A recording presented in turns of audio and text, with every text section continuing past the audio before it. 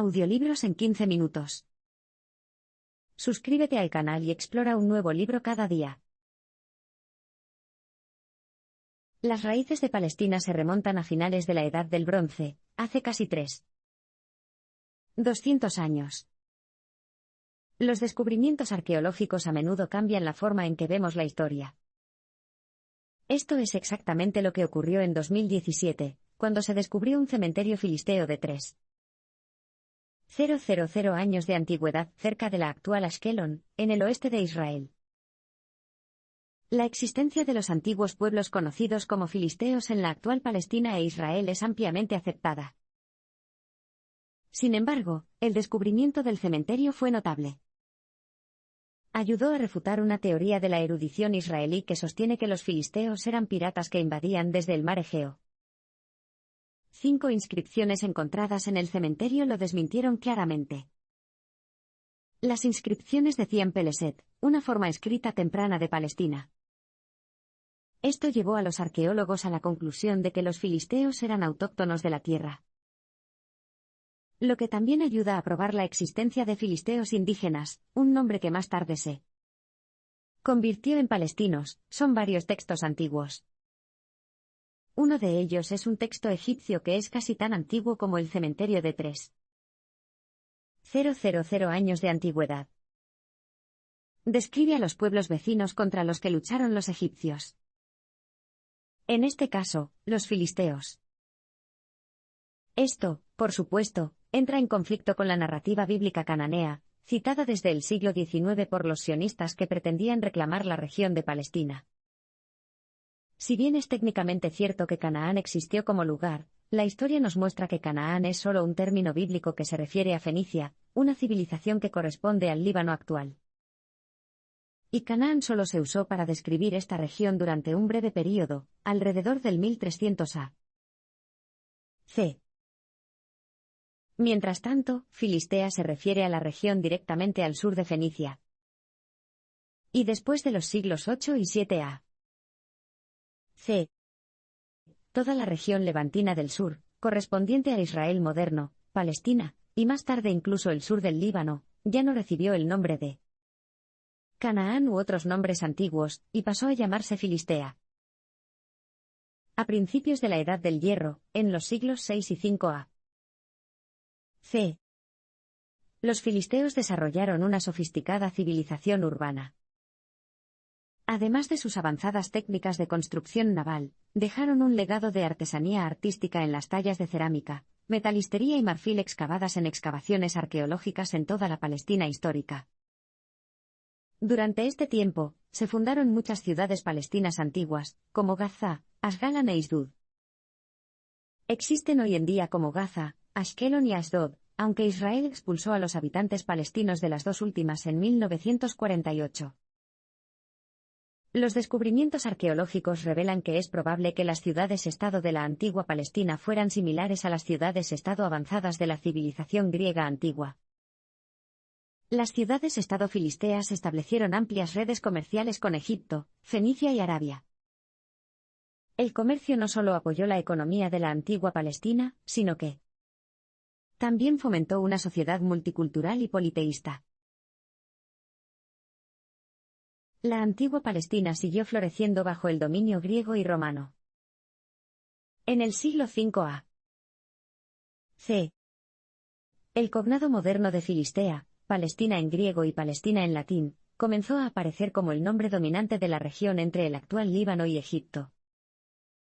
Este seguiría siendo el caso durante los siguientes 200 años, hasta la conquista islámica en el 637 d.C. El filósofo griego Aristóteles escribió textos detallados sobre Palestina, utilizando este término en el siglo IV a.C. Heródoto, conocido como el padre de la historia, describe la Palestina del siglo V a.C. como una región politeísta y rica en comercio. Los árabes que habitaban las ciudades portuarias del sur de Palestina controlaban la ruta comercial del incienso que se extendía hasta la India, lo que dotaba a Palestina de mucha riqueza y estatus, así como de especias orientales y artículos de lujo. Durante la época del dominio romano en Palestina, específicamente del 135 al 390 c.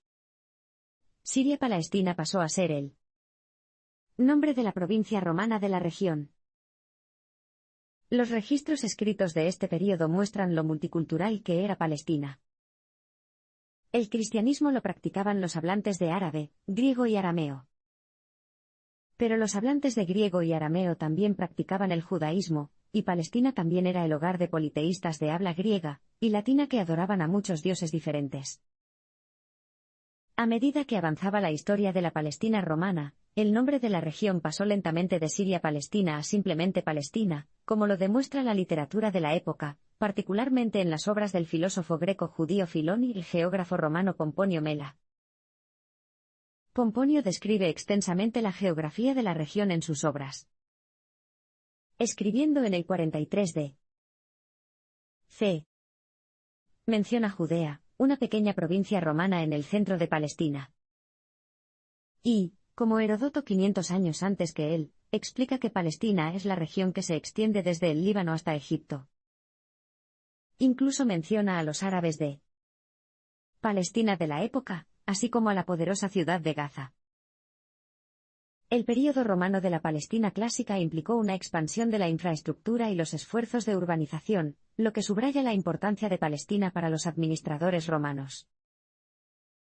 Durante el período romano, el nombre Jerusalén se olvidó casi por completo. Continuando con la práctica de sus predecesores helenísticos de cambiar el nombre de las ciudades, el emperador Adriano renombró Jerusalén como Aelia Capitolina. Aelia era el segundo nombre de Adriano, y Capitolina hacía referencia al dios principal del panteón romano de deidades. Los registros de los árabes palestinos muestran que adoptaron el nombre arabizado Hililla para referirse a la ciudad mucho antes de la conquista islámica.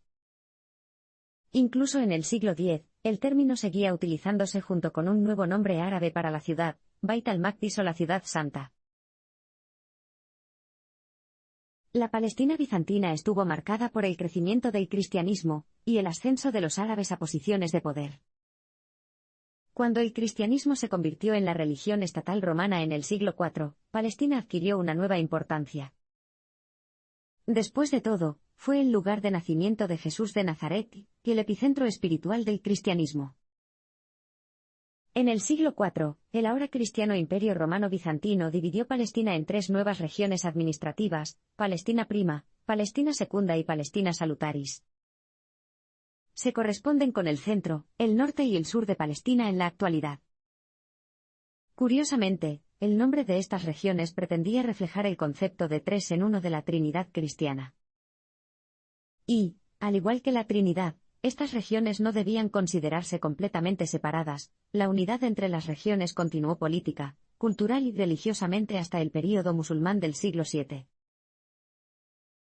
Estas tres regiones formaban la Gran Palestina, que se hizo famosa en todo el mundo por sus bulliciosas ciudades, su impresionante arquitectura, sus grandes bibliotecas, sus centros filosóficos y su gran población.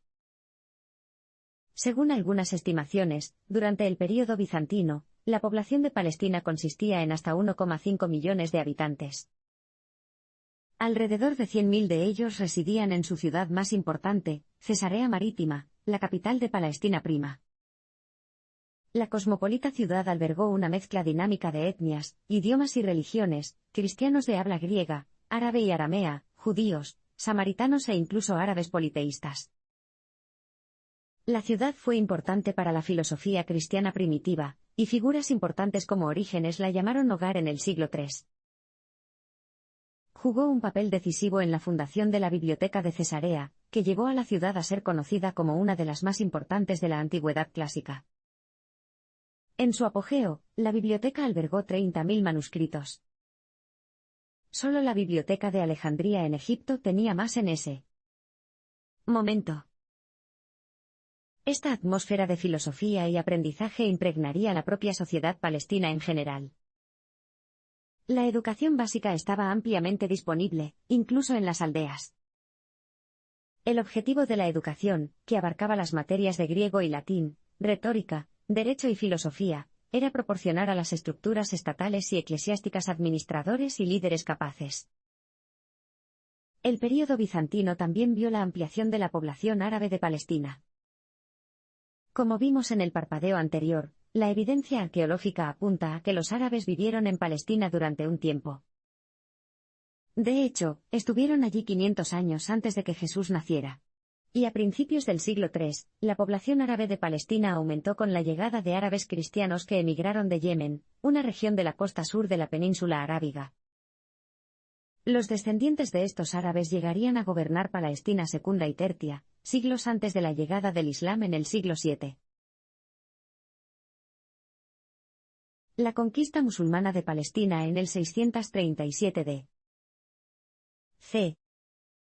condujo a una mayor prosperidad, a una mayor arabización e islamización. La conquista de Palestina por parte de los ejércitos musulmanes cambió profundamente la región. También consolidó el uso del idioma árabe, que hablaría la mayoría de las personas de la región durante los próximos 300 años. Durante este tiempo, Palestina adquirió su nombre árabe moderno, Filastín, que deriva de la antigua Filistea. Filastín formó una provincia central del nuevo imperio musulmán, o califato, junto con la vecina Damasco. La islamización de la Palestina, mayoritariamente cristiana, tuvo lugar junto con la expansión del árabe.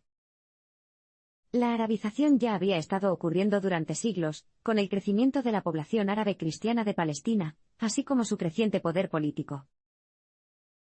Ni la islamización ni la arabización plantearon desafíos importantes a los lugareños.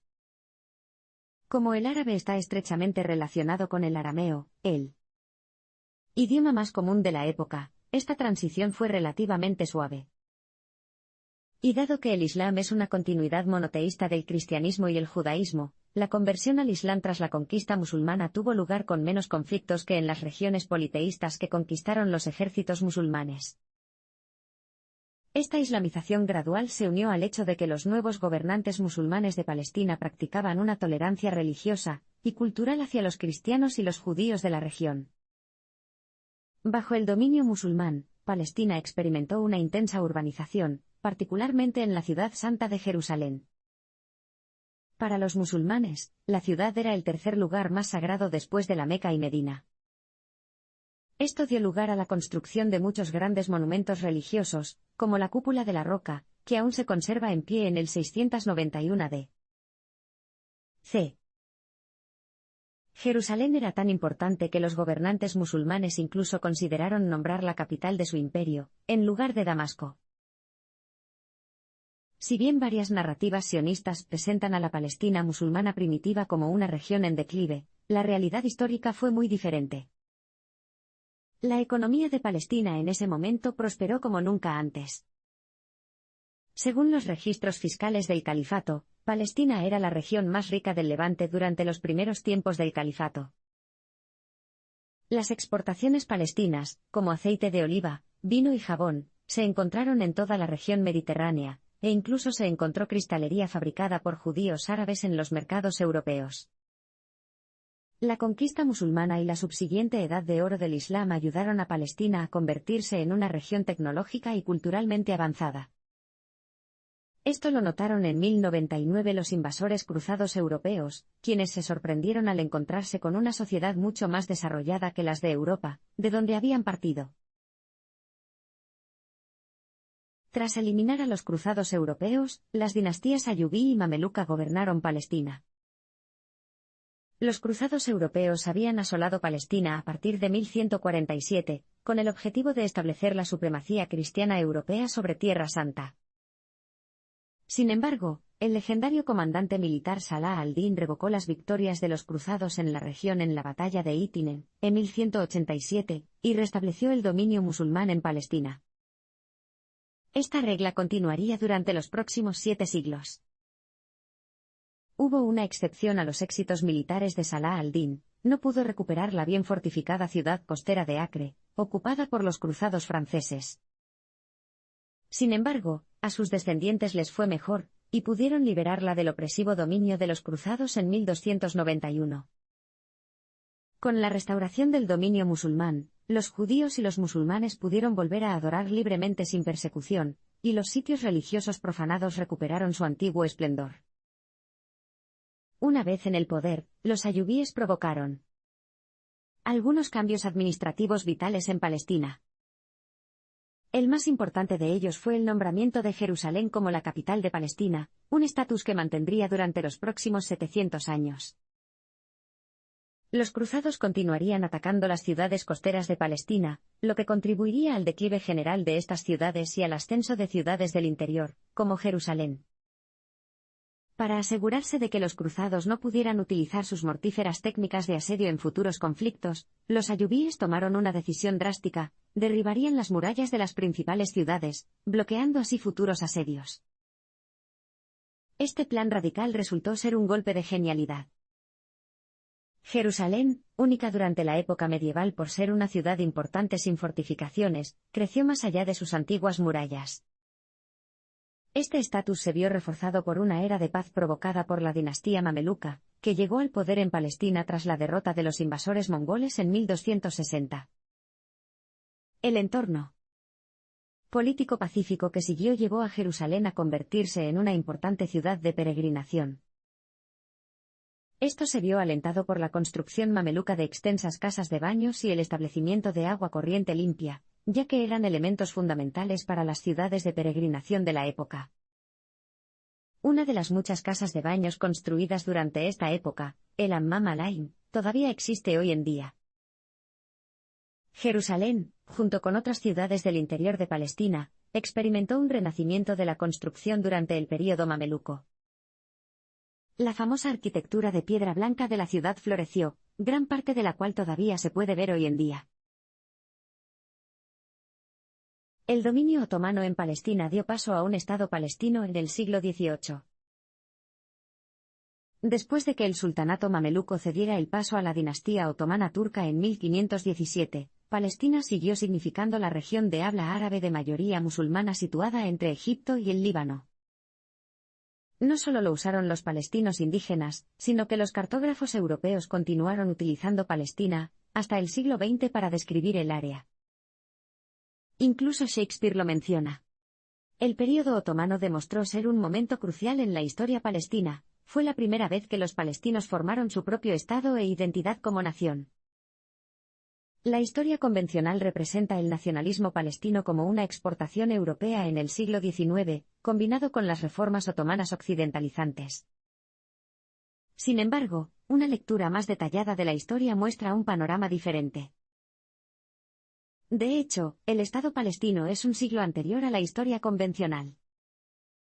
No se debía a que las élites gobernaran con el pretexto del nacionalismo. En cambio, el primer Estado palestino fue el resultado de un levantamiento popular contra las fuerzas opresivas. El Imperio Otomano del siglo XVIII era una potencia mundial en decadencia, y los palestinos de la región de Galilea estaban hartos de su dominio opresivo. Entra Daher al-Umar al-Zaidani, ahora conocido como el padre de la Palestina moderna. Con un ejército de campesinos cristianos y musulmanes, al-Umar logró derrotar al ejército otomano en todo momento durante las décadas de 1720 y 1730 y, finalmente, establecer un estado autónomo con las fronteras de Palestina. En 1768, los humillados administradores otomanos reconocieron su victoria. Si bien Palestina todavía era formalmente una región fronteriza otomana, se había convertido en un estado soberano de facto. Bajo el liderazgo de al-Umar y el apoyo popular del campesinado, Palestina se convirtió en una potencia económica a finales del siglo XVIII. La industria algodonera. Palestina creció debido a la demanda de países industrializados como Francia e Inglaterra. Estas nuevas realidades económicas dieron como resultado una reorientación de Palestina hacia el comercio internacional con Europa. El gobierno de al-Umar permitió a Palestina escapar de las garras del abandono económico que afligía a otras regiones del Imperio Otomano. Además de su nueva prominencia económica, Palestina logró establecer un sistema impositivo justo para financiar este Estado autogobernado. Muchos nuevos proyectos de desarrollo urbano transformaron paisajes enteros. Haifa, por ejemplo, pasó de ser una pequeña aldea a una bulliciosa metrópolis en cuestión de décadas. Este Estado palestino autónomo duró desde la década de 1720 hasta la muerte de Al-Umar en 1775. Y aunque los historiadores convencionales citan el mandato británico de Palestina, establecido después de la Primera Guerra Mundial, como el primer ejemplo del autogobierno palestino, esto es incorrecto. Fueron las 5 décadas bajo el liderazgo de Al-Umar las que realmente representaron el primer momento de un Estado palestino autónomo. El nacionalismo palestino moderno surgió a principios del siglo XIX, y se intensificó con los comienzos del sionismo. 2 décadas después de la muerte de Al-Umar, el cambio se estaba gestando en todo el Mediterráneo, en Europa. El nuevo emperador de Francia, Napoleón, estaba librando una guerra en toda Europa y el norte de África, incluida una campaña en Egipto y Palestina. Sin embargo, su campaña se topó con un obstáculo al no poder tomar la ciudad costera palestina de Acre, donde fue derrotado en 1799 por una coalición anglo-otomana. Esto marcó el comienzo del interés colonial británico en Palestina. Durante las primeras décadas del siglo XIX, los evangélicos británicos acudieron en masa a la región, y las compañías de viajes como Thomas Cook comenzaron a organizar visitas a Palestina. El interés británico se hizo oficial cuando una delegación llegó en 1871 con el propósito de crear mapas detallados de Palestina. Con el Imperio Otomano en riesgo de colapso, los británicos se prepararon para asumir el papel de potencia colonial en la zona.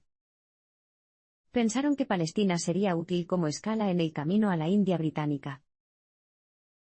La delegación cartográfica también se convirtió en un presagio de lo que estaba por venir. El creciente interés británico por Palestina también se puso de manifiesto con la fundación del Fondo Británico de Exploración de Palestina. El fondo estaba dirigido en parte por eruditos bíblicos que tenían un interés evangélico en la región. Uno de sus miembros fundadores, Charles Warren, era un sionista cristiano evangélico. Creían que se debía establecer un Estado judío en Palestina para acelerar la segunda venida de Cristo. Paralelamente al creciente interés británico por Palestina, había un floreciente nacionalismo palestino, que era medio siglo anterior a los comienzos del sionismo. A principios de siglo, Palestina era mayoritariamente musulmana y árabe cristiana, con una minoría judía mayoritariamente árabe de unos 25,000. Hasta el inicio del asentamiento judío europeo a finales del siglo XIX, los diferentes grupos religiosos de Palestina vivían en coexistencia pacífica. Los palestinos de todas las creencias religiosas sintieron la ola del nacionalismo de la época, acelerada por la revolución de la imprenta industrial y el crecimiento de la educación laica. El aumento de la alfabetización resultante de estos fenómenos intensificó el nacionalismo palestino, ya que publicaciones periodísticas como Falastin se distribuyeron ampliamente a principios del siglo XX. El nombre del periódico por sí solo indica la importancia de la identidad nacional palestina, en lugar de llamarlo Filistino Filastin, el nombre árabe tradicional de la región. Los editores optaron por la pronunciación local en árabe palestino de Falastin. El periódico se convirtió en un importante medio antiimperialista. Finalmente, en el contexto de la Primera Guerra Mundial, Gran Bretaña logró su objetivo de un siglo, con los otomanos casi derrotados. El ejército británico ocupó Palestina. La nueva Sociedad de Naciones confió a Gran Bretaña el gobierno del nuevo mandato británico de Palestina. El proyecto sionista tenía sus raíces en el colonialismo y el racismo de los colonos europeos. El siglo XIX fue una época en la que el colonialismo europeo comenzó a intensificarse en todo el mundo. Junto con ello, surgió la opinión de que los intereses europeos siempre tuvieron prioridad sobre los intereses de los pueblos indígenas colonizados. La ideología emergente del sionismo no era diferente de cualquier otra forma de colonialismo. Al igual que los colonialistas británicos consideraban que el pueblo de la India era incivilizado e indigno de autogobernarse, los sionistas tenían las mismas creencias con respecto al pueblo de Palestina. Pero el sionismo tenía una característica definitoria que lo diferenciaba del colonialismo británico. Los colonialistas británicos en la India, por ejemplo, buscaron explotar económicamente el país para su propio beneficio. Pero el sionismo era un proyecto colonial de colonos, cuyos objetivos no eran simplemente económicos, sino que pretendían reemplazar a la población palestina indígena por judíos no palestinos. Los sionistas del siglo XIX propagaron el conocido mito de que Palestina era una tierra sin pueblo para un pueblo sin tierra. En contraste con los conceptos erróneos más comunes, esta máxima no se refiere a la demografía de Palestina. Los sionistas conocían muy bien la gran población indígena de Palestina. Sin embargo, según la mentalidad colonial europea de la época, las personas que vivían en Palestina no eran consideradas plenamente humanas. Para ayudarlos en sus objetivos, los sionistas judíos encontraron un valioso aliado en los sionistas cristianos británicos. Muchos políticos británicos prominentes de la época, como el futuro primer ministro David Lloyd George, suscribieron esta ideología. La combinación del interés geopolítico británico en Palestina con el cabildeo sionista dio lugar a la Declaración Balfour de 1917. Esta declaración significaba ahora que la política estatal de Gran Bretaña consistía en apoyar oficialmente la creación de un Estado judío en Palestina. Antes de la declaración, la opinión sionista sobre los palestinos nativos, y qué hacer con ellos después del establecimiento de un Estado judío se guiaba principalmente por la indiferencia o la superioridad racista. Tras la declaración del mandato británico, el antisionismo palestino se intensificó. Esto llevó a los líderes sionistas a la conclusión de que la única manera de que un Estado judío tuviera éxito era sacar por la fuerza a los palestinos de su tierra ancestral. Al hacerlo, los sionistas crearían una colonia judía blanca étnicamente pura en el Medio Oriente. Y eso es exactamente lo que ocurrió en 1948, con la declaración del Estado de Israel. Tomemos como ejemplo la antigua ciudad palestina de Jaffa. En el contexto de lo que se conoció como la Nakba o catástrofe, los militantes sionistas limpiaron la ciudad de sus habitantes árabes musulmanes y cristianos y los sustituyeron por colonos blancos europeos. La destrucción deliberada de la historia palestina por parte de Israel es generalizada y está bien documentada. Jaffa no fue la única ciudad que fue limpiada de sus habitantes originales. A partir de 1948, el nuevo Estado de Israel comenzó a eliminar cualquier rastro histórico de Palestina de sus tierras recién colonizadas. Los sionistas, que ahora controlan la mayor parte de la Palestina histórica, iniciaron un proceso sistemático para calificar al sionismo como el regreso de los pueblos indígenas a su tierra natal después de una ausencia de 2000 años. La clave de esto fue el trabajo realizado por el nuevo Comité de Nombres Gubernamentales. Este comité fue creado por David Grun, sionista polaco y primer ministro de Israel. Cambió su apellido él mismo, de Grun a Ben Gurion, que suena mucho más bíblico. Al final de los primeros años de existencia de Israel, la mayoría de los israelíes de alto rango habían hecho lo mismo. Pero el simple cambio de apellidos no era suficiente. Los sionistas necesitaban un idioma para ayudar a inventar su país, y habían empezado por inventar el hebreo moderno a finales del siglo XIX. El inventor del hebreo moderno, Eliezer Ben Yehuda, anteriormente conocido como Lazar Perelman, se basó en gran medida en la apropiación de las palabras, los sonidos y la gramática del árabe palestino para este nuevo idioma. También incluyó muchas palabras de lenguas europeas como el yiddish y el polaco. Tras la Nakba de 1948, los sionistas controlaban el 80% de la Palestina histórica, de donde habían expulsado a la mayoría de los habitantes originales. 700.000 palestinos eran ahora refugiados y desplazados de su tierra ancestral. Sin embargo, los palestinos han demostrado una perseverancia notable, teniendo en cuenta las circunstancias. A pesar de ser reemplazada por una población de colonos y borrada de la historia, la cultura palestina sigue prosperando. Durante las últimas décadas, se han creado una enorme cantidad de novelas, películas, archivos, sitios web y otros depósitos similares de la identidad palestina, que hoy en día se difunden ampliamente en toda la sociedad civil palestina. Gran parte de esta identidad cultural se basa en el sentimiento nacionalista palestino de los siglos XIX y XX. Sin embargo, el autor espera que esto cambie. Es de esperar que las instituciones educativas palestinas amplíen su enfoque hacia el largo y multicolor tapiz de la historia palestina. Después de todo, los árabes palestinos modernos descienden de un crisol de pueblos, árabes, griegos, cananeos, filisteos y muchos más.